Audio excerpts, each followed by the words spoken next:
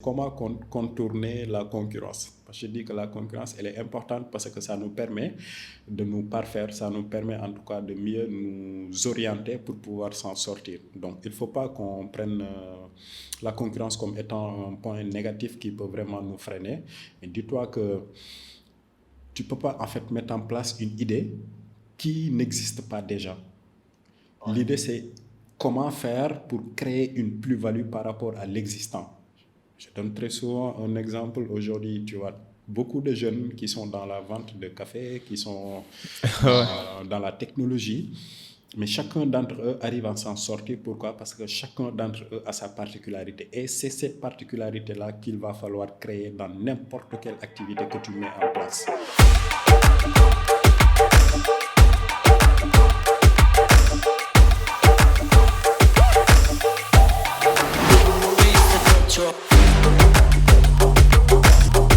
Salam Ziyar, bonsoir à toutes et à toutes, j'espère que vous allez bien. Ici your boy Habib Sal. Bienvenue pour un nouvel épisode du Cercle d'Influence Podcast, votre cercle qui s'inspire à inspirer avant d'expirer. Aujourd'hui, nous avons le grand honneur de recevoir mon cher Hamdi Baham Sané, qui est formateur en communication et en entrepreneuriat et surtout responsable communication chez Kai Job. Hamdi, bienvenue au cercle. Merci beaucoup, mon cher Habib. Un réel et immense plaisir d'être invité aujourd'hui au Cercle. Une initiative quand même que j'apprécie à sa juste valeur. Et par l'occasion, je t'encourage vraiment.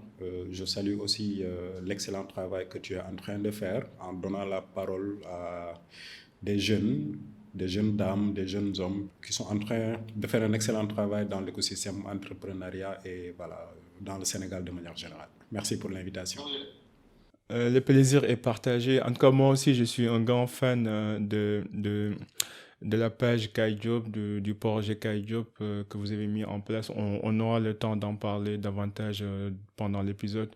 D'abord, j'aimerais faire un petit peu, faire découvrir à notre audience le personnage, d'où tu viens, d'où tu as grandi, ton parcours scolaire, professionnel et jusqu'à arriver à la mission et au projet de Kaijo qui est en train d'aider pas mal de jeunes entrepreneurs, que ce soit dans la partie idéation de leur projet, développement, réalisation et accompagnement.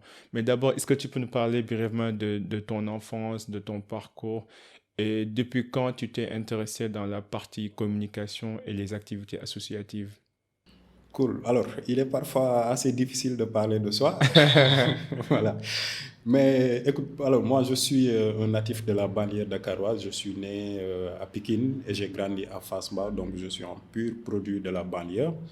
Et naturellement, j'ai donc fait mes études élémentaires à l'école Fass Payot, qui se trouve au niveau de Fass Mbao. Après aussi, j'étais au collège, voilà. Mais une fois au niveau de la troisième, j'ai dû quitter Dakar, voilà, parce que là, à cette époque-là, je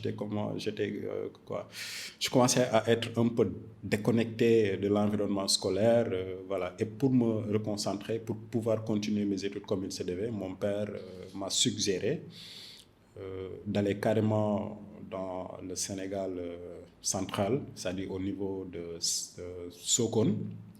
C'est là où j'ai obtenu mon BFM et aussi mon baccalauréat. Et voilà, je suis revenu à Dakar. Alors, j'étais un enfant assez timide, ou plutôt même timide. C'est difficile à croire, même jusque-là, je cache un peu ma On dirait timidité. pas. Voilà, parce que souvent on me dit ça, mais comment est-ce que tu peux dire que tu es timide alors que tu fais des formations, alors qu'on te voit faire des prises de parole en public? Mais là, bon, c'est normal. Et en fait, il faut juste faire la différence entre le personnage et la personne. Mais voilà, naturellement, je suis une personne assez timide, assez introvertie. Mais tout de même, quand il s'agit dans le cadre professionnel, là, je me lâche. J'oublie ma timidité, je la range de côté. Et voilà, je m'exprime comme il se doit, je fais mon job. Alors, la passion, en fait, pour la communication et aussi surtout les mouvements associatifs, là, je pense que c'est depuis l'école primaire, parce que j'ai eu la chance, étant en CM2, d'intégrer Plan International Sénégal, mais aussi de faire la Croix-Rouge. Et naturellement, quand on parle de la Croix-Rouge ou de Plan International Sénégal, on parle de cadre associatif, on parle de regroupement, de mouvement. Donc c'est là où j'ai vraiment commencé à titiller le monde associatif. Et voilà, c'est devenu en quelque sorte une thérapie. C'est devenu ma deuxième école de formation, ou plutôt même ma première école de formation. Et c'est là où j'ai commencé aussi à développer la passion envers la communication qui plus tard finira par devenir, en plus d'une passion, un métier. Voilà un peu de manière assez résumée. Euh, je pense que tu as résumé les choses sans pour autant entrer dans les détails, mais c'est pas grave. Mais c'est bien. En tout cas, j'aimerais juste en fait confirmer ce que tu viens de dire par rapport aux activités associatives. Je pense que c'est un cadre idéal pour les jeunes, surtout les étudiants et ceux qui entament en fait leur parcours professionnel, de se former dedans, quoi. Moi, j'ai eu la chance, parce que je suis passé par l'École supérieure polytechnique de Dakar, et j'ai eu la chance de confonder une association des techniciens et ingénieurs en qualité, sécurité, environnement. Et c'était une occasion dorée d'apprentissage, de networking, d'amélioration continue et de développement personnel. Ça m'a aidé à développer mon réseau, surtout à me challenger en fait, que ce soit en apprenant comment parler en public, comment organiser, comment orchestrer. Donc j'ai l'habitude de dire ça aux jeunes que si vous voulez vraiment en fait vous lancer dans quelque chose en attendant de trouver votre vraie euh, passion ou votre vocation dans la vie, les associations, c'est une mine dorée en fait. Non seulement vous allez vous surpasser, mais vous allez aussi développer des amitiés qui peuvent durer toute une éternité. Et entre parenthèses, ça c'est une parenthèse. Maintenant, je sais que tu as eu, comme je dis au début, tu es formateur en communication et en entrepreneuriat. Tu as eu à accompagner pas mal de jeunes dans des programmes d'incubation. Est-ce que tu pourrais nous dire, à la suite de ton expérience, des discussions que vous avez eues avec tous ces entrepreneurs, quels sont les défis que ces jeunes-là rencontrent souvent dans leur quête d'emploi ou dans leur quête d'opportunité ou dans leur recherche de financement? Mhm. Alors, c'est assez intéressant comme question. Aujourd'hui, en fait, les jeunes, ou de manière générale, la population sénégalaise est confrontée à d'énormes défis. Maintenant, si on fait focus sur la jeunesse, ces défis également sont énormes. Déjà, parfois, la jeunesse, elle est un peu désorientée. On a du mal à se trouver une passion. Pourquoi je reviens souvent sur la passion? Parce que j'ai eu un de mes mentors que je salue au passage, le professeur Massamba Gueye, qui ne cesse de me répéter, je cite, Amdi, si tu veux te faire de l'argent sans vraiment sentir que tu es en train de travailler, fais en sorte que ta passion soit ton métier. Oui, tout à Alors, fait d'accord. nous les jeunes, parfois on a du mal à trouver une passion. Pourquoi? Parce que déjà le cadre scolaire ne nous permet pas très vite de détecter nos compétences, de détecter notre passion. On apprend beaucoup de matières et on a du mal après à se situer. Mais une fois qu'on obtient aussi le baccalauréat, on a parfois du mal à s'orienter. Beaucoup de bacheliers se demandent, mais où est-ce que je vais m'orienter? Dans quelle faculté est-ce que je vais aller pour poursuivre mes études? Donc, encore une fois de plus, là, bon, peut-être qu'on y reviendra. La question, elle revient très souvent. Le contenu scolaire, bref, c'est pas pour dénigrer. Et l'autre défi Ouais. également, quand on est en phase de se trouver un emploi, on se perd. Pourquoi? Parce que l'apprentissage que nous recevons au niveau des établissements classiques, il y a trop de théorie dans ces établissements. Et une fois qu'on obtient des diplômes, on est obligé parfois d'aller faire d'autres formations professionnelles pour pouvoir être opérationnel. Ça, c'est pour ceux qui, effectivement, ont besoin après d'aller présenter leur CV et leur lettre de motivation quelque part pour espérer décrocher un emploi salarié. Maintenant, pour les entrepreneurs aussi, les défis sont énormes. Parfois, on a du mal à se situer, on a du mal à trouver son marché, on a du mal à trouver également son environnement pour pouvoir développer son entreprise comme il se doit. L'autre chose aussi en termes de communication, nombreux sont ceux qui sont dans l'entrepreneuriat et qui semblent un peu négliger l'aspect communication. Je le dis très souvent à des entrepreneurs avec lesquels je travaille ou je côtoie, que quand on met en place ou quand on a une idée de business, une idée de projet, souvent, nous, on budgétise tout sauf la communication. Ils se disent, non, Ouais. communication, c'est grave, quoi. Alors que Oui, je suis d'accord, tu as raison. Ouais. et Habib, tu n'es pas sans savoir que la communication quand même joue un rôle très important dans la mise en place d'une entreprise. On a besoin de se faire connaître, on a besoin de se créer un nom, on a besoin de gagner en crédibilité. Et juste pour confirmer ce que tu viens de dire, je pense que ça, c'est le problème des ingénieurs et surtout les personnes techniques, les informaticiens. Ils sont tellement habitués, en fait, à créer et à se perdre dans l'aspect technique que parfois ils oublient que même si tu crées le meilleur des produits au monde et que tu le fais pas savoir et que tu fais pas de promotion, ni de communication, ni de pub derrière, ça sert à rien, tu n'auras pas de clients, quoi. Et je pense que c'était ça le point fort de Steve Jobs parce que lui, il n'était pas forcément un inventeur, il était plus quelqu'un qui était orienté communication, marketing et comment délivrer en fait ses produits à la masse, quoi. Mais derrière, il y avait des ingénieurs. Donc, c'est pour ça que je dis parfois, c'est bien de savoir ses points forts et ses points faibles et savoir aussi chercher les personnes qu'il faut pour vous complémenter, quoi. Mais vas-y, continue. Tu as Justement, parfaitement raison. justement, c'est important, ta relance, elle est importante, effectivement. Donc, alors, je dis qu'il est important de mettre en place de bonnes stratégies de communication.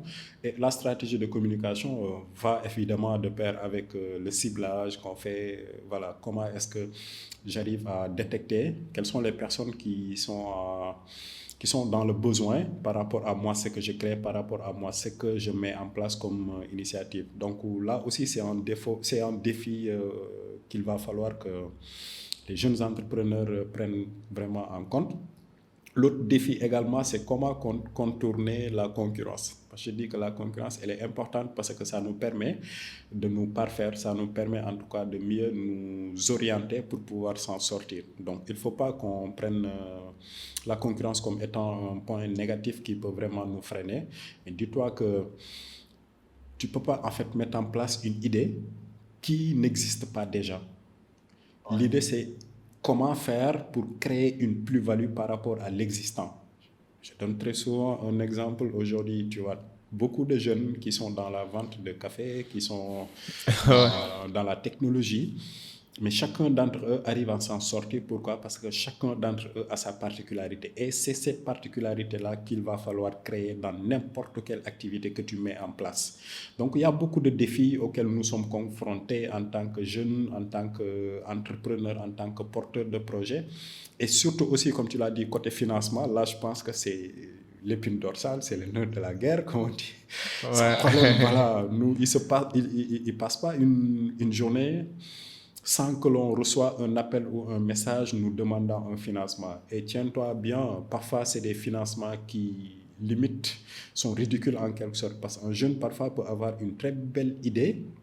Je dis ridicule pas pour vraiment négliger l'aspect, mais c'est pour dire que parfois des jeunes ont juste besoin de 100 000 francs ou moins de 100 000 francs pour démarrer leur activité. Tu te rends compte? Et ils ont énormément de problèmes à se trouver cette somme-là.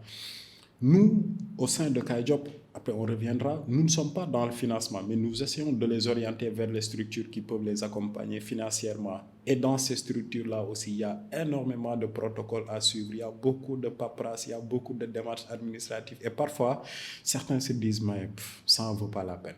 Donc, je vais devoir abandonner ou je vais juste essayer de voir un moyen de contournement. Et nous, on encourage vraiment les jeunes à penser à l'autofinancement déjà. Mais c'est vrai qu'il y a certains de ces projets, on ne peut pas se les financer, on est obligé d'aller voir les structures d'accompagnement que l'État a mis en place ou les ONG de manière générale. Mais il y a beaucoup de défis auxquels les jeunes sont Oui, confrontés.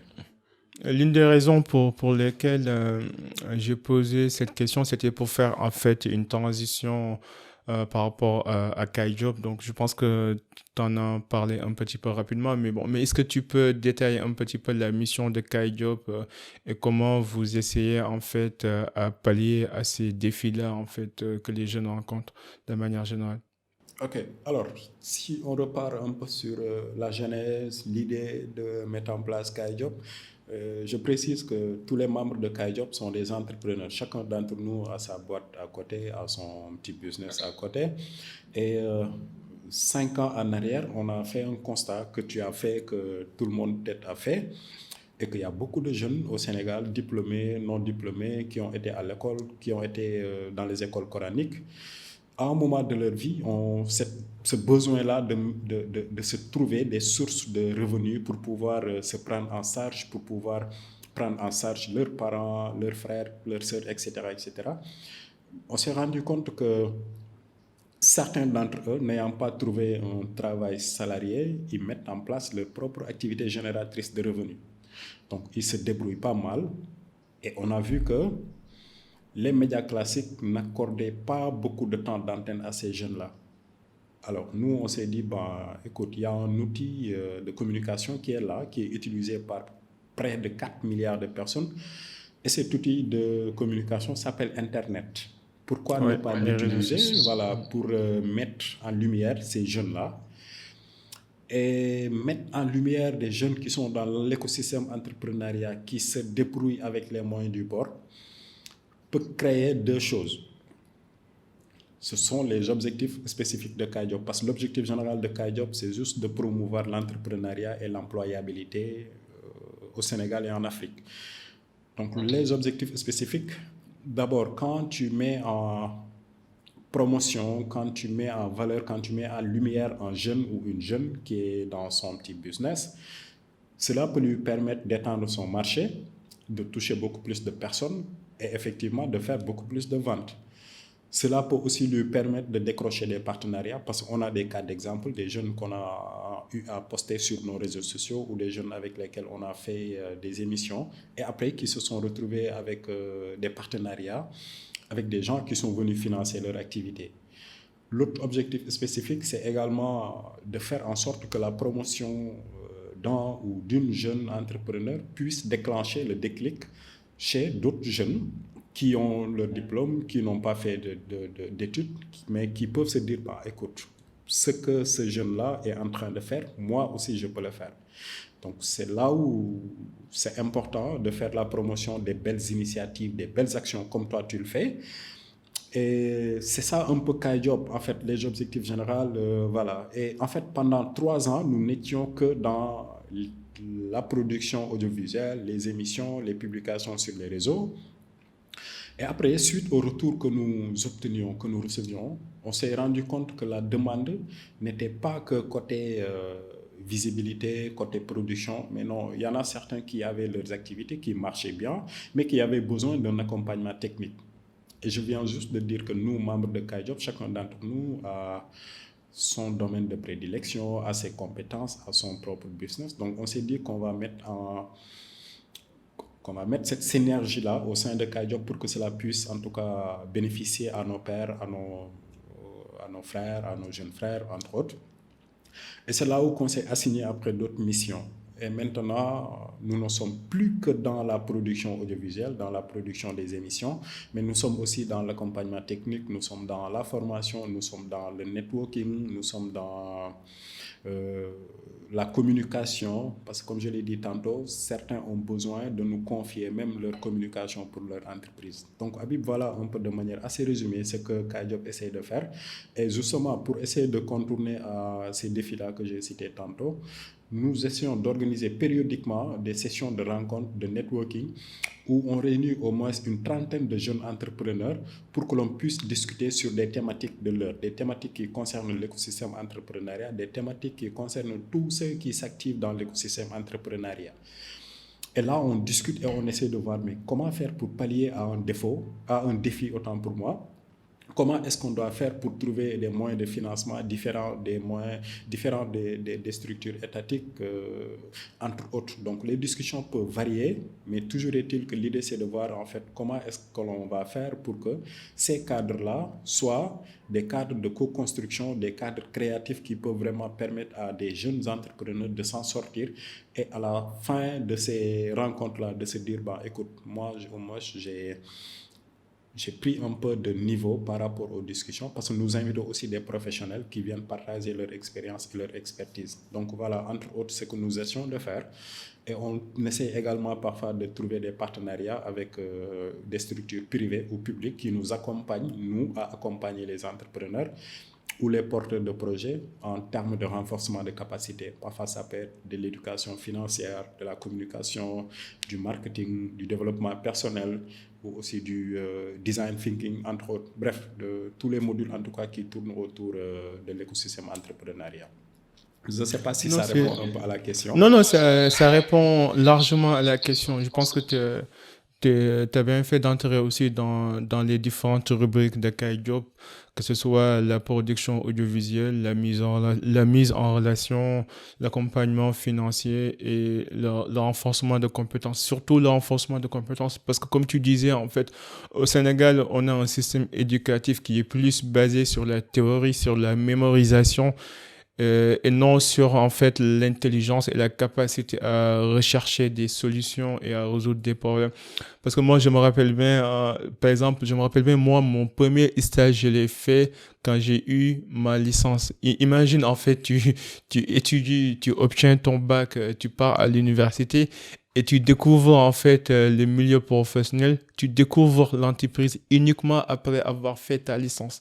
Et ce qui s'est passé, c'est que vu que j'avais fait une formation en industrie chimique et agroalimentaire, quand j'ai découvert le laboratoire, bon, je me suis rendu compte qu'être un technicien en chimie, c'est de faire des analyses physico-chimiques, les mêmes analyses à longueur de journée, quoi. Et du coup, ça me plaisait pas du tout. J'avais l'impression d'avoir perdu 2 ans pour rien. Après, j'ai dû, en fait, retourner faire un master et changer de domaine.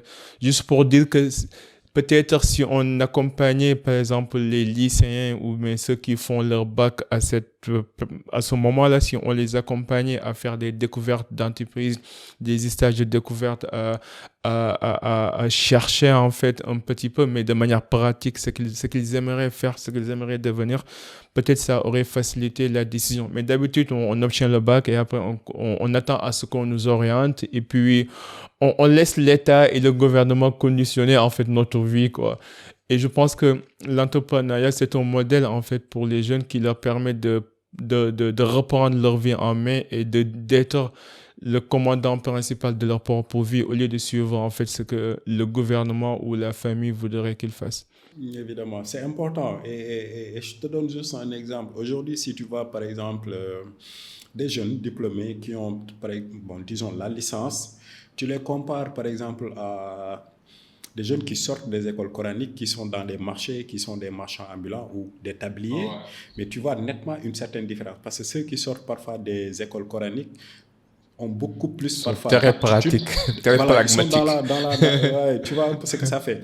C'est pas pour dire que l'enseignement classique n'est pas important, non du tout. Loin de moi l'idée de voilà, rabaisser l'enseignement classique qui nous a fait aujourd'hui ce que nous sommes devenus.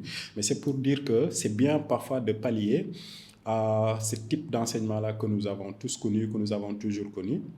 C'est important d'être dans la pratique. La théorie, elle est importante, on n'en disconvient nullement. Mais à un moment donné, il faut aussi vraiment se jeter dans la mare et voilà, se mettre dans la pratique parce que aussi ça nous permet de développer d'autres compétences que nous n'avons forcément pas obtenues au niveau de ces structures-là, que ce soit des écoles ou des universités. Bon, là, tu comprends nettement pourquoi est-ce qu'on parle de soft skills et de hard skills, tu vois. Ouais, ouais. Voilà. Ah, mm. En même temps, je pense que même quand tu vois l'école, en fait, les gens pensent que l'école, c'est un peu le reflet de la réalité, mais pas forcément, parce que l'école, en fait, t'as un programme, tu sais ce qui est attendu de toi, tu mémorises, tu dis la réponse, la réponse qui est attendue de toi, et puis tu auras des bonnes notes, alors que la vie dans la réalité, elle n'est pas ainsi. T'as beau te donner à fond, il n'y a pas un programme défini, tu peux bien travailler et malgré tout ne pas récolter, au moins pour l'instant, bon, à l'instant T, ne pas récolter les fruits de ton travail, ça demande une certaine patience, une certaine adaptation de la tactique, de la stratégie. En fait, c'est des choses en fait que tu peux pas apprendre à l'école. Et je pense que avec comme Kai Job où vous avez un réseau d'entrepreneurs qui peuvent mentorer ces jeunes-là, ça c'est une belle idée parce que pourquoi essayer de faire la même traversée des déserts s'il y a quelqu'un déjà qui l'a déjà fait et qui pourrait vous éviter quelques souffrances inutiles et quelques erreurs qui peuvent vous coûter cher dans l'avenir.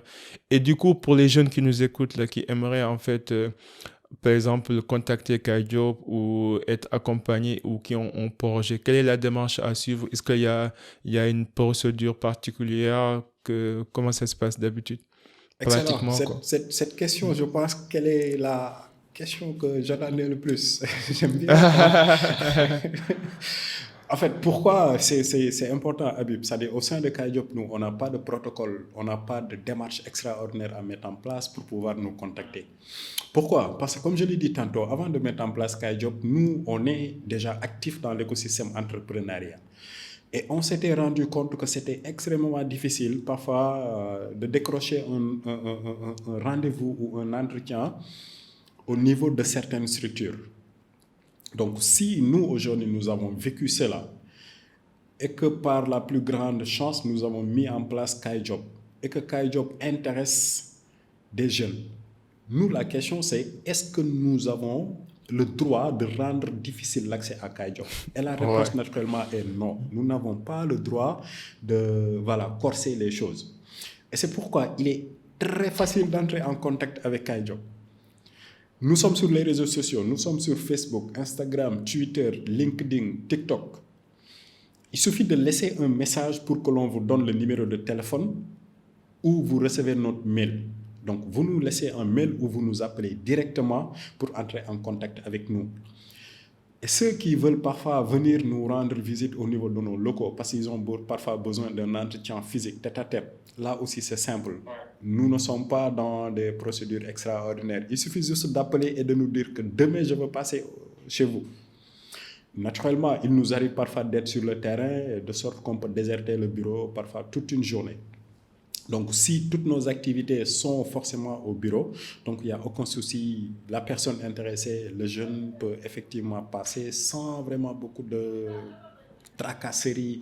Parce que voilà, on se dit qu'il n'y a pas à corser l'accès à Kaijob. Parce qu'il y a beaucoup d'autres structures qui font à peu près ce que fait Kaijob. Donc, pourquoi est-ce que Kaijob... Non, pour dire que nous sommes très accessibles, nous sommes joignables H24 et 7 jours sur 7. Ça marche. Et pour les gens, pour nos auditeurs et nos spectateurs, on mettra tous les liens des différentes pages des réseaux sociaux dans les show notes au niveau de la description de la vidéo comme d'hab. Donc, si vous avez un projet ou bien si vous venez juste de terminer vos études et que vous êtes à la recherche d'opportunités d'emploi ou vous avez un projet que vous avez démarré et que vous souhaiteriez vous renforcer disons, en termes de compétences, que ce soit la communication, la négociation, prise de parole en public. Si vous avez un besoin particulier, n'hésitez pas à écrire à Kaijob avec, en fait, en explicitant le plus clairement possible votre besoin spécifique. Je pense que ça va aider aussi. Surtout, Donc, surtout ça, vas-y. surtout ça, surtout ça. Parce qu'en fait, il n'y a pas très longtemps, quelqu'un nous a contacté en nous disant qu'il avait écrit une série et qu'il voudrait Ouais. que Kaijob l'accompagne à la réalisation de la série. Ah ouais. Voilà, donc parfois c'est assez difficile et c'est assez Ouais. écœurant que nous recevons en fait ces genres de sollicitations et que nous ne sommes malheureusement pas en mesure de satisfaire. Donc toutes les demandes que nous pouvons en tout cas traiter sont des demandes liées à l'écosystème entrepreneurial ou à l'employabilité. Mais en dehors de cela, si effectivement on a des connaissances là-dessus, on peut aider, mais retenez que le domaine de prédilection de Kaijob, c'est l'employabilité dans sa généralité. Ouais, ça marche. Et du coup, quand vous recevez des candidatures et tout, comment vous faites la sélection? Quels sont les critères d'évaluation, les grilles? Est-ce que vous avez en fait certaines compétences, soft skills ou hard skills que vous en fait que vous appréciez davantage? Quels sont vos critères? Ou bien si vous analysez les modèles des gens qui sont passés par le programme et qui ont réussi dans leur projet, quels sont les traits de personnalité ou de, de, de, de, d'aptitudes personnelles et techniques qui ressortent souvent? Je peux dire que la seule et unique condition qui, à notre avis, est assez importante et primordiale est la volonté. Aujourd'hui, on peut recevoir beaucoup de demandes, on peut recevoir beaucoup de jeunes chez nous, mais parfois on sent que cette personne-là qui est en train de parler n'est pas carrément dévouée, n'est pas carrément prête quand même pour l'accompagnement. Parce que Habib, l'un des problèmes quand même qu'il faut aussi noter, c'est que nous autres jeunes, parfois nous sommes assez impatients. On veut mettre en Ouais, place un c'est projet la fougue de la aujourd'hui. jeunesse, quoi. Voilà. Ça, c'est un des défauts quand même que nous rencontrons et que peut-être moi-même ça m'arrive. Bref, c'est un défaut que nous constatons. Et c'est pourquoi je dis que la volonté, elle est importante quand on veut se lancer dans une quelconque activité entrepreneuriale, professionnelle, bref, whatever. On a besoin d'être patient, on a besoin carrément d'être motivé. Donc nous, c'est ce qu'on demande. C'est-à-dire quand une personne vient nous dire que bon, je voudrais que Kai Diop m'accompagne pour réaliser mon projet ou mon business, on essaie de faire en sorte de mesurer le niveau de motivation de la personne. Et si on sent que la personne n'est pas assez motivée, on essaie déjà de cultiver en fait cette motivation-là chez elle pour pouvoir l'accompagner. Mais si toutefois la personne est dévouée, elle est prête, elle est motivée, après le reste devient facile. Et juste préciser que toutes les compétences ou toutes les demandes peuvent ne pas être forcément traités par KaiJob directement, parce que aussi on travaille avec des experts, des coachs certifiés dans différents domaines. Donc si la demande sort un peu du cadre d'expertise de KaiJob, on n'hésite pas une seule seconde à orienter la personne qui est dans le besoin vers un coach certifié qui pourra l'accompagner. Mais encore une fois de plus, je ne cesse de le répéter, que ce soit dans l'entrepreneuriat ou dans n'importe quel domaine d'activité, on a besoin de partir avec ce que j'appelle la règle des 3 P. La passion, la patience et la persévérance. Donc ces trois-là réunis, je pense qu'on peut atteindre quand même voilà, plusieurs objectifs. C'est vrai que je dis parfois passion, patience, professionnalisme. On me rappelle aussi que voilà, c'est bien d'être professionnel, c'est bien d'être perspicace. Mais toujours Ouais. est-il que c'est important d'être passionné, d'être patient et d'être persévérant. Sinon, voilà, parce que l'entrepreneuriat, c'est pas du tout facile. Oui, c'est pas du tout facile. Ah, j'en connais quelque chose. Et du coup, par rapport aux différents épisodes que tu as eu à filmer, il y avait un épisode particulier qui m'a vraiment touché. C'était l'épisode avec Abbas, là. Abbas, qui est une personne à mobilité réduite en situation de handicap. Bon, je tiens à lui témoigner des mots d'encouragement. Surtout là, on va aller bientôt dans les Jeux paralympiques qui a pour but en fait de mettre en valeur et en lumière les personnes à mobilité réduite. Mais ça m'a vraiment touché cet épisode parce que c'est quelqu'un qui est en situation de handicap mais qui malgré tout ne mendie pas, fait de la livraison et se débrouille de par sa manière et de par ses différents moyens pour subvenir à ses besoins à ses besoins. Est-ce que tu peux me parler un petit peu de lui et surtout, est-ce qu'il y a des projets qui sont destinés à ces personnes-là? Est-ce que l'État est en train de changer la donne? Parce que être une personne à mobilité réduite au Sénégal, c'est pas du tout facile. Les bâtiments, les routes, les établissements, les toilettes, rien n'est fait en fait pour en fait leur faciliter la vie de tous les jours. C'est vrai. Abbas c'est une personne avec un mindset mais énorme. Voilà, c'est quelqu'un quand même qui vous motive, c'est quelqu'un qui vous force à vous surpasser. Nous l'avons connu par le biais de Sophie Gueye, que je salue au passage, Sophie Gueye de Racine des Qu'on salue au Espoirs. passage des racines de Exactement, l'espoir. voilà, Ouais. une brave jeune dame aussi voilà, qui est aussi une source de motivation. Alors, c'est Sophie qui a fait une publication sur sa page Facebook et nous a tagués en nous disant, mais Kai Diop, il faut que Ngendem Setiki, allez le voir. Donc, nous avons pris contact avec Sophie qui nous a donné le numéro de Abbas. Et nous avons été chez lui. Et mis à part Abbas, ce qu'il est en train de faire comme livreur, il est aussi rappeur. Et il est aussi ouais, il est aussi rappeur. Ah ouais, il est rappeur. Ah, c'est bien. En fait, avec l'émission que nous avons fait avec lui, normalement, tu dois entendre des sons dans oui, derrière, dans le background. Ces chansons, voilà, en arrière-plan. Exactement. Donc, il est aussi activiste, quelqu'un qui lutte pour la défense des droits des personnes vivant en situation de handicap. Abbas, c'est quelqu'un qui oublie qu'il est en situation de handicap. Donc, c'est pourquoi je dis que c'est une personne vraiment qui te motive, c'est une personne qui te force à te surpasser. Et à côté de Abbas, il y a beaucoup d'autres jeunes qui sont aussi dans ces situations-là. Et comme tu l'as dit, malheureusement, nous constatons qu'au niveau des édifices publics, pratiquement rien n'est prévu pour des personnes comme Abbas et autres. Et ce serait bien que l'État quand même redouble d'efforts par rapport à ces personnes-là qui sont des citoyens, mais à part entière. Et nous, au sein de Kai Diop, nous n'avons pas exclusivement de projets spécifiques à ces personnes-là. Parce que pour nous, ce serait en quelque sorte une stigmatisation. Donc nous, ce qu'on fait, on fait pour tous les entrepreneurs.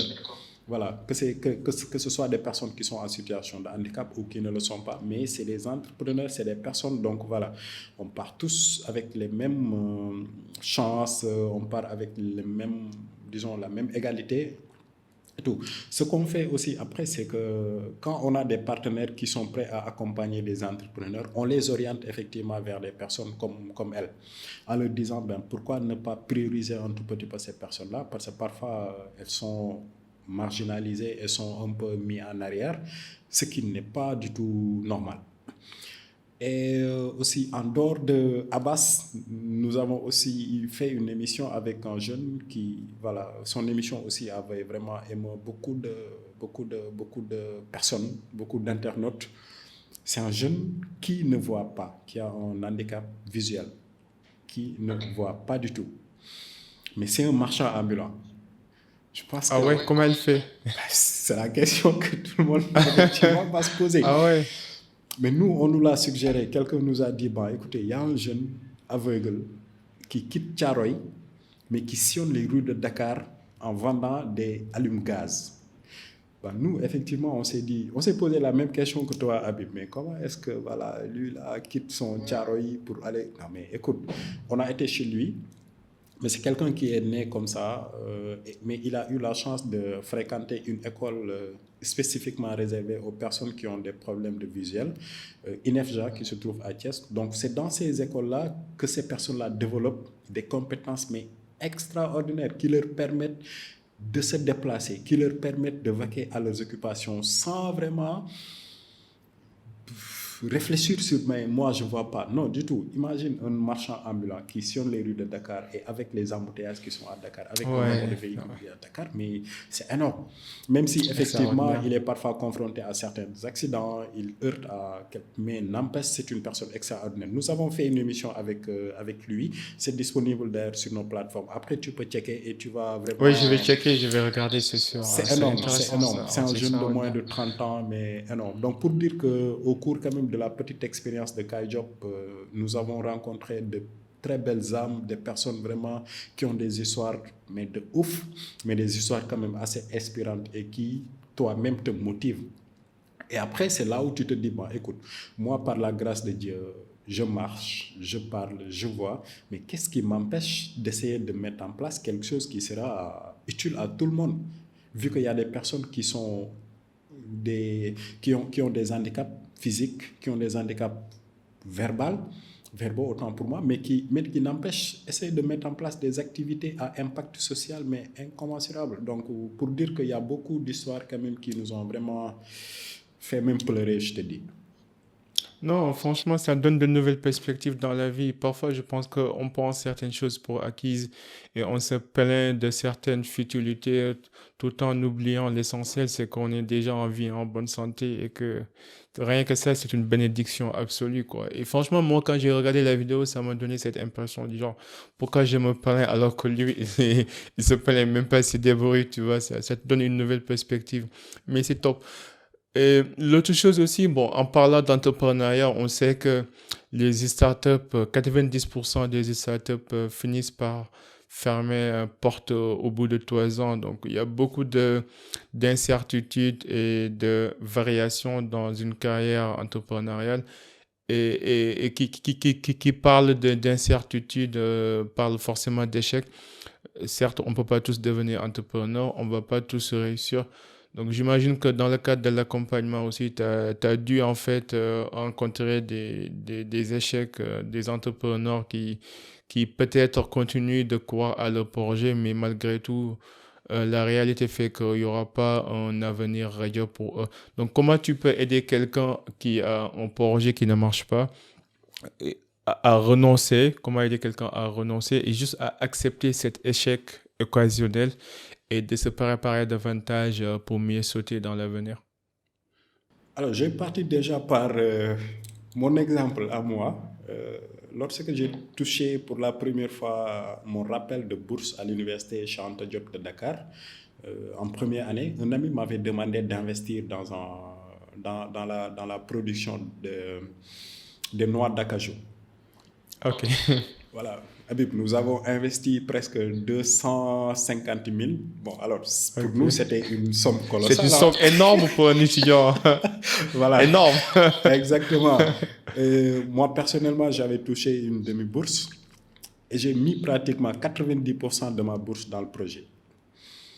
Et on s'est cassé la gueule. Excusez pour l'expression, on a tout perdu du premier coup. Donc imagine, on fait un premier investissement de 250 000 et on perd pratiquement tout. Donc ça a dû être quand même un choc assez énorme.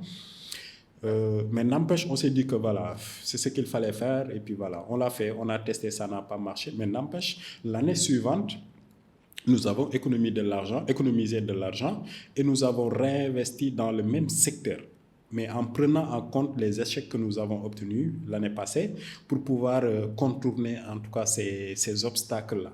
Pour dire quoi? Pour dire que quand on doit se lancer dans l'écosystème entrepreneurial, il faut se mettre dans la tête que tout ne marche pas forcément comme on le prévoit. C'est pourquoi je disais tantôt que parfois l'impatience de certains jeunes fait qu'on a du mal à perdurer dans un secteur d'activité bien déterminé. On se lance, ça ne marche pas, on abandonne. Voilà. Et on va se dire non, ça ne marche pas. Alors que oui, ça peut marcher, mais peut-être que tu n'as pas fait ce qu'il fallait faire au début. Tu n'as pas allé chercher un mentor, tu n'as pas allé chercher un coach, tu n'as pas allé chercher quelqu'un qui a déjà de l'expérience dans le domaine, qui peut te guider, qui peut t'épauler, qui peut t'accompagner et te dire fais attention à ceci, fais attention à cela. Ça, c'est un élément très important que je conseille à tout le monde. Quand vous devez vous lancer dans un secteur d'activité déterminé, que ce soit la technologie, la production audiovisuelle, l'agronomie, je ne sais pas, essayez de trouver des gens qui sont déjà dans le secteur, des gens généreux qui peuvent effectivement partager leur expérience. Ça peut vous permettre, vous, d'éviter certaines erreurs et de contourner certains obstacles. L'autre chose aussi, Habib, c'est que parfois, on a un mindset d'entrepreneur qui nous dit parfois, faut pas lâcher, faut pas lâcher, faut pas lâcher. Quand on se lance dans une Ouais, activité et ouais. qu'on se donne tous les moyens et qu'on fasse tout ce qu'il faut et que cela ne marche pas, parfois il est bon de reculer. Ouais, il est bon de reculer et de se dire, bah, attends, moi, est-ce que je dois pas... On peut être dans le même secteur d'activité, mais avoir une autre approche. Ça aussi, parfois, il est bon que les entrepreneurs le prennent aussi en compte. J'ai essayé de passer par la porte A, ça passe pas. Je recule, j'essaie de passer par la porte B. Donc, on change de plan tout en restant dans le même secteur d'activité. Donc, si on tente une fois, deux fois et que ça ne marche pas, là, on peut se dire, bah, écoute, ce secteur-là, ce n'est pas peut-être pour moi, donc je vais essayer de voir un autre secteur d'activité. Et l'autre chose aussi, c'est que parfois, quand on veut se lancer dans un secteur d'activité, on ne prend pas réellement en compte les problèmes qui sont dans ce secteur d'activité-là. Il y a ce que j'appelle le mimétisme. Aujourd'hui, je vois Habib qui fait des podcasts, voilà, qui a des followers, qui a des gens qui like, qui commandent. Et tac, moi, je me dis, bon, écoute, je vais faire pareil. Et les motivations peuvent ne pas être les mêmes. Ce qui a poussé Habib à se lancer, à faire des podcasts, moi, je ne sais pas. Donc, ce qui fera que les problèmes que Habib rencontre dans son podcast pour avoir un invité, pour avoir la logistique qu'il faut, mais c'est énorme, c'est un travail de titan derrière. Moi, j'ignore cela et je me dis que voilà, je vais me lancer dans le secteur d'activité, je vais me lancer à faire des podcasts. Ça peut ne pas marcher. Pour dire que ça revient en fait à la question de la passion. La passion revient. Quand on arrive à détecter sa passion, qu'on essaye de transformer en métier, après aussi la patience vient. Quand on se lance dans un secteur, on essaie d'être patient en prenant en compte, comme je l'ai dit tantôt, tous les éléments pouvant nous permettre de réussir et d'être persévérant, de se dire que oui, on peut tomber, mais on peut se relever, on peut aussi contourner les obstacles. Il y a une citation très célèbre de Madiba, Nelson Mandela, que j'aime très souvent raconter. Madiba qui dit: la plus grande des victoires, c'est pas de ne jamais tomber, mais c'est de pouvoir se relever après chaque chute. Pour dire que la vie et les échecs vont de pair. Parfois, on se lance, ça marche pas, on recule, on relance, ça marche pas, on peut mettre en côté, mettre en stand-by ce projet-là et essayer d'aller développer une autre activité. Parfois aussi, ce qui marche à Dakar peut ne pas forcément marcher à Saint-Louis ou à Ziguinchor. Ça aussi, c'est un problème. Parce que tu peux voir un jeune qui est en train de développer une activité dans un secteur bien déterminé.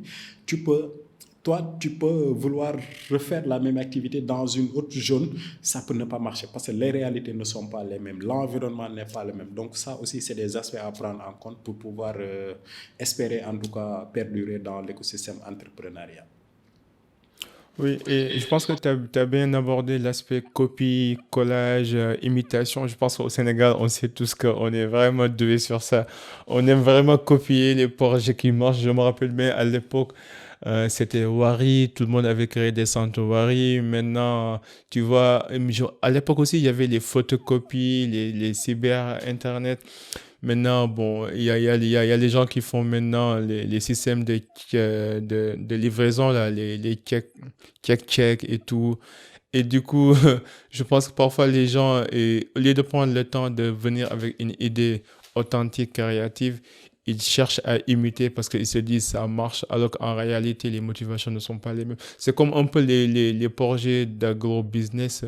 Je vois ces temps-ci beaucoup d'engouement autour de ces sujets-là. Tout le monde aimerait avoir un champ et cultiver, alors que la réalité derrière, c'est pas aussi facile que ça, quoi. Et du coup, quel est le meilleur conseil et le pire conseil qu'on t'a jamais donné? Je pense que c'est celui de plutôt, j'allais dire. Déjà, le professeur Massamba Gueye, comme je l'ai dit tantôt, qui m'avait conseillé de faire en sorte que ma passion soit mon métier.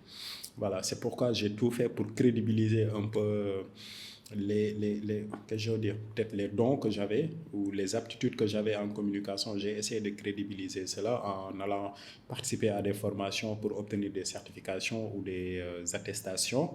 Donc ça, pour moi, c'était important comme conseil. L'autre conseil également, c'est celui que mon père m'a donné, paix à son âme, qui m'avait dit de faire en sorte de jamais baisser les yeux devant qui que ce soit, pour deux raisons. Quand on baisse les yeux devant une personne, c'est parce qu'on a fait tort à cette personne-là et qu'on a honte de la regarder. L'autre chose aussi, c'est de ne pas baisser les yeux devant une personne pour ne pas se montrer faible. Donc ça également, c'est un conseil qui quand même me revient très souvent et du coup, je fais tout pour ne pas effectivement baisser les yeux devant qui que ce soit, pas parce que je t'ai fait du tort ou pas parce que je suis faible devant toi. Et je donne naturellement ces conseils-là aussi à mes pères jeunes. Super. Et est-ce qu'il y a un pire conseil qui t'a marqué? Alors là, ça ne me vient pas à l'esprit, Non, mais c'est pas retiens une grave, c'est chose, pas retiens une grave. chose. Parce que d'habitude, il y en a certains. Bon, après, je pose la question, mais bon, mais je sais que d'habitude, parfois, on se souvient plus des pires conseils que des mauvais conseils, tu vois, que des bons conseils, je veux dire. Il y a des conseils parfois qu'on essaie d'appliquer et puis on se rend compte que ça marche pas trop. et ça nous reste dans l'esprit, quoi. Mais non, mais c'est pas grave. Oui, en fait, Et c'est important quand même cet aspect-là. Pourquoi est-ce que moi, je prends pas trop en compte ou en souvenir les aspects, les conseils que je juge pas assez importants? C'est que moi, naturellement, je suis du genre très positif. Même ceux qui semblent être du négatif, j'essaie d'y tirer du positif. C'est pourquoi quand quelqu'un me donne un conseil et que je me rends compte que voilà, ça ne colle pas trop avec ma personnalité, j'essaie de faire en sorte de voir que du positif. De voir que voilà, cette personne-là a peut-être essayé de m'aider et que cela n'a pas forcément marché. Donc, je me dis que, bon, écoute, ce n'est pas un mauvais conseil en soi, mais c'est un conseil qui n'est pas adapté à ma situation ou à mon environnement du moment. ouais. Et quels sont les outils ou que ce soit les ressources ou des livres ou des applications, des sites, peu importe, des outils qui t'ont aidé, que ce soit dans ta quête entrepreneuriale, en termes de communication, parce que tu communiques bien, aussi en termes de formation, des outils que tu pourrais recommander aux jeunes qui nous écoutent, en fait, qui t'ont aidé. Le mentoring et le coaching. Le mentoring et le coaching. Moi, je peux dire que cela a beaucoup, beaucoup participé à ma formation. J'ai eu la chance de fréquenter une ONG lorsque j'étais encore étudiant en première année. Et j'ai même eu à travailler au sein de cette ONG-là. C'est une ONG que j'ai fréquentée pendant 7 ans avant de décrocher un contrat au niveau de cette ONG-là. Pour dire encore une fois de plus que le réseautage, le mouvement associatif peut te permettre de te perfectionner, peut te permettre de détecter des compétences ou peut te permettre même de développer des compétences. Sinon aussi, l'autre outil, écoute, c'est Google. Aujourd'hui, à Ouais. travers Internet, on peut apprendre beaucoup de choses, voilà, et cumuler. Si on cumule aujourd'hui ce que Google nous donne par rapport au mentoring et au coaching, Habib, on peut faire des merveilles. C'est-à-dire, moi, lorsque j'ai décidé de faire de la communication un métier, je me suis approché des professionnels de la communication. Voilà, je pourrais en citer le docteur Massamba Gueye, je peux en citer le coach Suleiman Sek, Brice, que tu connais certainement. C'est des gens Oui, qui oui. m'ont énormément aidé, c'est des gens qui m'ont beaucoup aidé en termes de développement personnel, mais aussi en termes de communication. Comment tu te tiens devant un public, comment est-ce que tu dois pouvoir contrôler ta respiration, etc. etc. C'est pourquoi moi, les livres, c'est important, c'est bien de lire. Je lis parfois, voilà, j'ai une petite bibliothèque chez moi pour dire que j'adore la lecture. Mais à côté de la lecture, il faut se trouver des mentors, il faut se trouver des coachs. Parce que c'est eux qui sauront comment faire de sorte de faire la transition entre ce que tu parviens à obtenir de la théorie des livres et comment te mettre effectivement en pratique. Donc, je ne veux pas effectivement dire allez lire tel livre, allez lire tel autre livre, mais trouver des mentors, trouver des coachs et effectivement aller sur Google, aller sur YouTube, faites des recherches suivant votre domaine de prédilection, suivant votre passion ou suivant votre métier. Moi, je fais énormément de recherches sur Google. Je fais beaucoup de recherches sur YouTube. Je regarde des orateurs, je regarde des communicants, je les écoute, j'apprends chaque jour. Et l'autre conseil aussi pour terminer, c'est qu'il faut essayer de se mettre à jour tout le temps. De ne pas se dire que ok, je suis à ce niveau-là, donc c'est top, c'est ok pour moi. Non. Il faut se dire que la vie, en fait, c'est une quête perpétuelle de connaissances et de compétences. Il faut essayer de se mettre à jour, il faut essayer d'apprendre voilà, de manière vraiment continue. Oui, tout à fait d'accord. Et est-ce qu'il y a une peur ou une insécurité actuelle que tu essayes de combattre?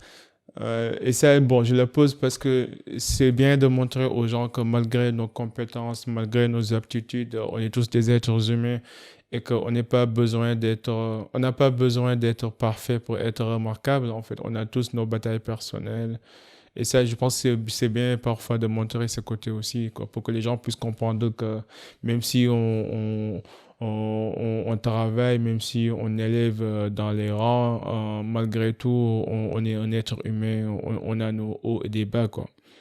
Et nul n'est parfait, mais on doit tous tendre Ouais, vers la perfection. C'est ce vers que la je dis très souvent. perfection, ouais. Voilà. Mm, Moi, j'ai peur d'échouer. mm. Je sais que l'échec, comme je l'ai dit tantôt, fait partie intégrante de la vie, mais j'ai peur d'échouer. je ne veux pas aussi décevoir ma famille. Ça, pour moi, ça me travaille. C'est pourquoi à chaque fois que je dois me lancer dans une quelconque activité, je prends le temps d'en parler à mes amis proches. Je prends le temps d'en parler parfois à mon épouse, de voir comment est-ce qu'elle va concevoir cette idée, comment est-ce qu'elle va me conseiller, mais aussi surtout mes amis que j'appelle, je ne veux pas dire collègues parce que moi, je n'ai pas de collègues, j'ai des amis, je travaille avec eux depuis voilà, bien longtemps. Et l'autre chose aussi est qu'effectivement, parfois, on est carrément au fond du puits, comme on dit, et on a besoin d'une personne pour nous tendre la perche. Habib, récemment, j'ai été confronté à des situations quand même qui ont carrément heurté le cours de ma vie. J'ai perdu mon père dans des conditions assez terribles. J'ai pris la peine de guérir. Je me suis dit que bon, voilà, la mort va de pair avec la vie. Quelque temps après, je perds une amie, une petite sœur, voilà, quelqu'un qui comptait énormément pour moi, quelqu'un voilà, qui m'attendait pour que... Voilà, je ne sais pas comment est-ce que tu as fait pour me parler de ça. Alors, j'en parle peut-être pour la première fois devant une caméra. Ah ouais, toutes mes condoléances, j'avoue que Non, mais écoute, ça t'inquiète doit pas. pas être facile Non. quand même. Mais bon, après, on est des croyants et voilà, c'est la vie. Donc, Mame Diarra qui était en train d'écrire un mémoire sur le marketing au Sénégal, elle m'avait contacté me disant, mais bro, c'est comme ça qu'elle m'appelait. Bro, j'ai besoin de toi, il faut que tu m'aides. Je suis en train d'écrire mon mémoire et je sais que tu as des connaissances là-dessus.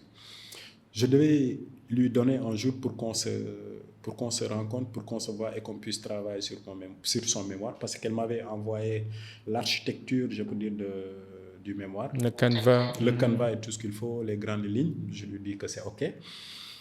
Et j'ai oublié de la rappeler jusqu'à ce qu'on m'annonce sa mort. Ah ouais. Tu vois voilà, ce que ça doit faire. Donc, c'était assez difficile pour moi d'accepter cela. Mais encore une fois de plus, en tant que croyant, musulman, talibé Maulana Cheikh Ibrahim, on se dit, bon, écoute, c'est la vie. J'ai perdu mon père. Aujourd'hui, j'ai perdu Mame Diarra Gaye. Demain, je vais encore perdre d'autres personnes qui aussi me sont très proches. Et c'est ce qui est arrivé. Récemment, juste au mois de Ramadan passé, j'ai perdu 2 de mes amis suite à un accident. Le même jour, la même heure, dans un même véhicule. Et ils partaient en mission. Là aussi, c'était un choc. Et ça fait tour, là, ça fait tour. J'espère que tu as pris le temps aussi de faire ton deuil parce que c'est important aussi. Oui. Au lieu de se dire, c'est la vie, c'est la vie. Parfois aussi, c'est... Effectivement. Et c'est là où c'est important, encore une fois de plus, de trouver des personnes à qui parler. Il y a eu mon épouse qui a été là, qui m'a beaucoup soutenu, voilà. Mais il y a aussi des coachs, des amis que je suis allé voir qui ont pris la peine de m'écouter et de m'aider à vraiment faire le deuil et de pas passer à autre chose, mais d'accepter et d'avancer. Pour dire qu'il n'y a pas de personne dans cette vie-là qui n'a pas, à un moment de la vie, besoin d'un coup de pouce, besoin de quelqu'un pour t'aider, besoin de quelqu'un pour vraiment t'accompagner. Que ce soit moi, que ce soit d'autres personnes, bref, c'est la vie. Voilà. Non, ça m'a beaucoup touché et je sais que je pourrais pas comparer parce que j'ai pas encore perdu mes parents, mais je sais que ça doit quand même laisser un vide. Parce que moi, récemment aussi, il y a quelques mois, j'ai perdu un ami, peut-être tu le connais, Mohamedou Barassam. C'était le fondateur de Toassé, quoi. Il faisait partie de la communauté laïenne, il était très aimé, très apprécié.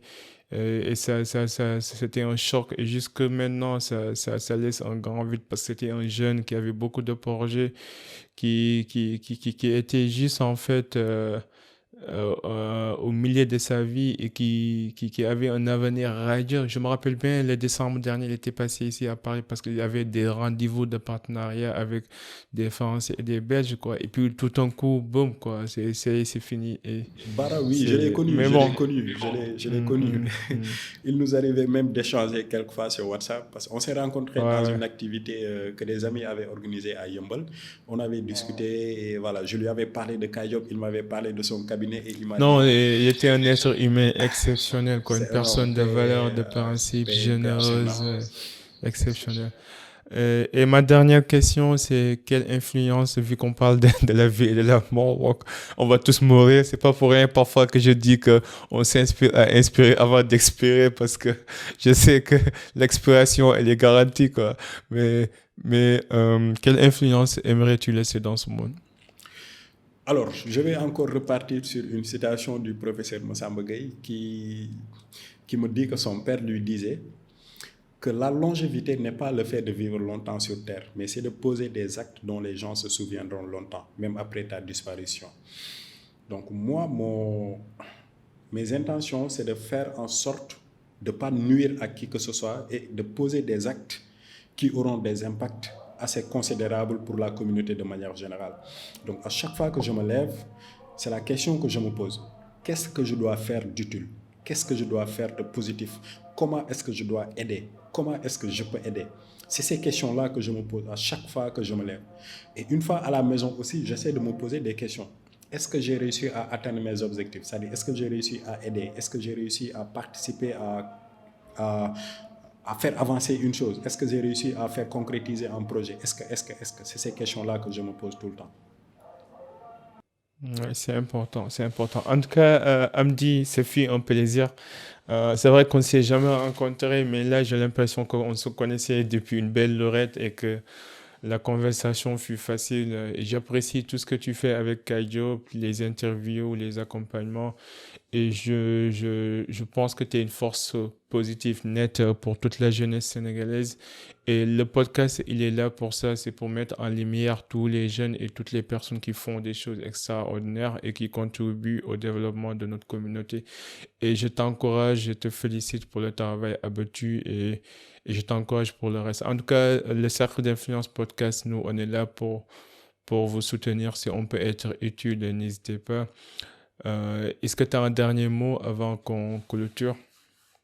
Le dernier mot, c'est déjà de te remercier et aussi d'apprécier encore une fois de plus tous les efforts que tu es en train de mener, de mettre en place pour participer à l'éclosion des talents, mais aussi pour donner la parole à des jeunes inspirants, inspirés, pour pouvoir inspirer d'autres jeunes. Je ne cesse de le dire, on peut être 18 millions de personnes au Sénégal et avoir 18 millions d'initiatives. Chacun d'entre nous, de son côté, peut se dire, mais comment est-ce que j'ai participé au développement, à l'émergence de ce pays? C'est ce que tu as compris en créant ces podcasts-là qui permettent à des gens de s'exprimer, d'échanger avec toi pour espérer impacter aussi à d'autres jeunes. Et c'est le moment aussi de t'encourager encore une fois de plus, de te féliciter et de te dire vas-y, fonce. On a tous à un moment besoin de mettre la main à la pâte pour vraiment impacter et tu es sur la bonne voie. Je regarde les podcasts avec beaucoup d'intérêt parce que beaucoup de mes amis sont passés par ici. C'est pourquoi je n'ai pas hésité une seule seconde à aussi passer par là. Parce que je me dis que voilà, c'est une aubaine pour moi, c'est une chance de m'exprimer, de parler. Merci encore une fois et que Dieu te garde. Non, merci beaucoup. Le plaisir est partagé. Que Dieu te préserve. En tout cas, merci. J'ai beaucoup aimé. Et pour les gens qui nous écoutent et qui nous regardent, n'hésitez pas à envoyer un message à Amdi Baham et surtout à la page Kaijob si vous avez un projet, une idée ou bien un besoin spécifique par rapport à votre recherche d'emploi ou d'opportunité. C'est bon, on est arrivé à la fin. C'est le Cercle d'Influence Podcast. Ici, on s'inspire à inspirer avant d'expirer. À la prochaine. En attendant, soyez unique, soyez légendaire. Peace and love. We out. Bye.